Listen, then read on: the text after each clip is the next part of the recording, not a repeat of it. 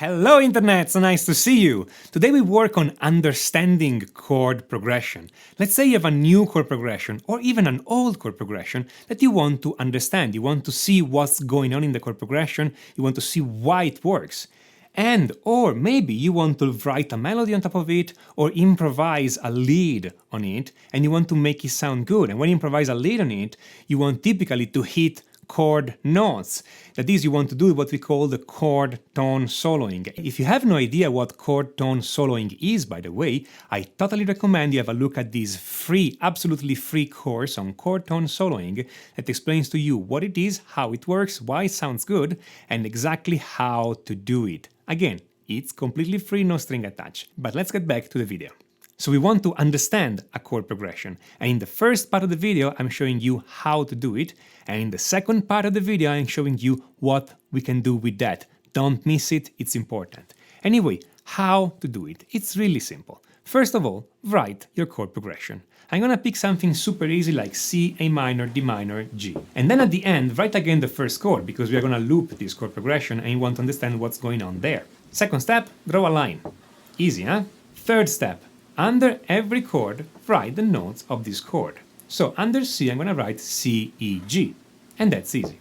Under A minor, I'm going to write A, C, E. Those are the notes of A minor, but I'm not going to write them in order. I'm going to write them in the order that makes sense, connecting them with the notes of C major. For instance, C aligns with C, E aligns with E, and I'm drawing a line there to indicate that those notes are in common between those two chords. And then I'm drawing the A up here. And then D minor, the notes are D, F, A, and you see the A is in common, so I draw it here. And the E is close to F, the C is close to D. And then G major, the notes are G, B, D. Well, D is in common here. And then I write the G close to the F and the B close to the A.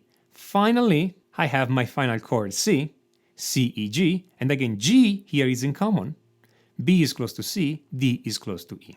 So now we can see what stays the same and what changes every time we change the chord. If you're writing a melody or soloing over this chord progression, this is really useful. We can see immediately that we can play a note over the C major chord and hold this note onto the A minor chord, and then when the D minor chord change, we should change this note and we may change it to the D note and hold it over the G chord too. And then when we go back to the C chord, we can go to the E note there. Again, we may play the notes this way or we may not, but it's useful to play those lines when you are studying a chord progression so that you can hear how it works.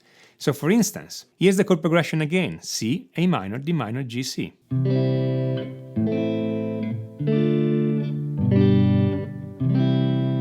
Here's the bottom line.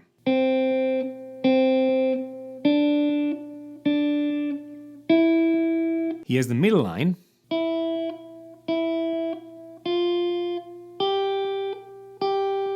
Here's the top line.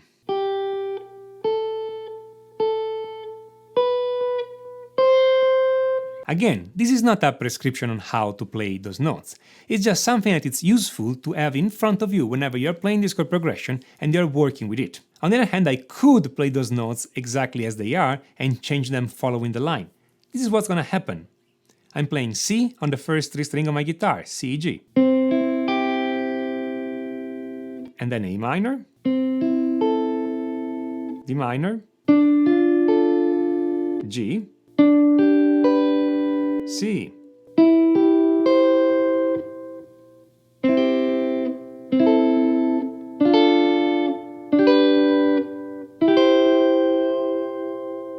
That sounds different from the standard cowboy chord you would use to play this chord progression.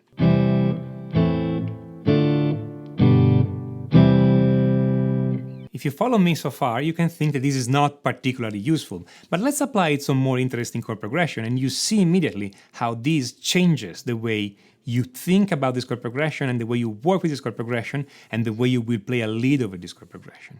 Let's take a chord progression like A minor, F minor. Those two chords are not in key, but we can still do a voice leading on them. A minor is A, C, E. F minor, it's F, A flat, C. The C is in common, the A flat is close to A, the F is close to E. Immediately, we can see that when I play this A minor, F minor chord progression, the C note is in common, so I can hold it over both chords. So if I don't know what to play, I can just play this C note, hold it and keep playing it, and it will sound good.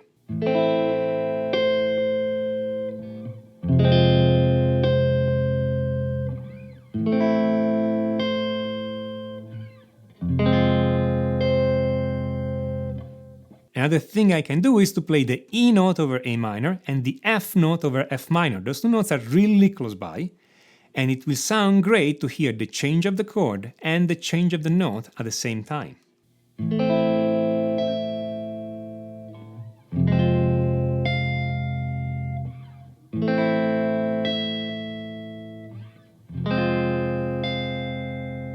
The same happens with the notes A and A flat. They are really close, they are just a half a step away, and it sounds great to hear this change.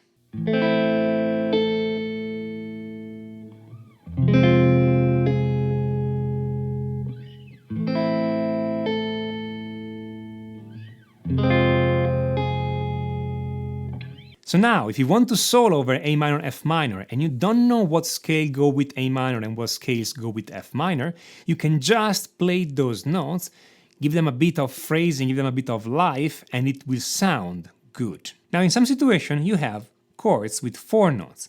What do you do in this case? Well, let's take a chord progression like C, F, G7, and C.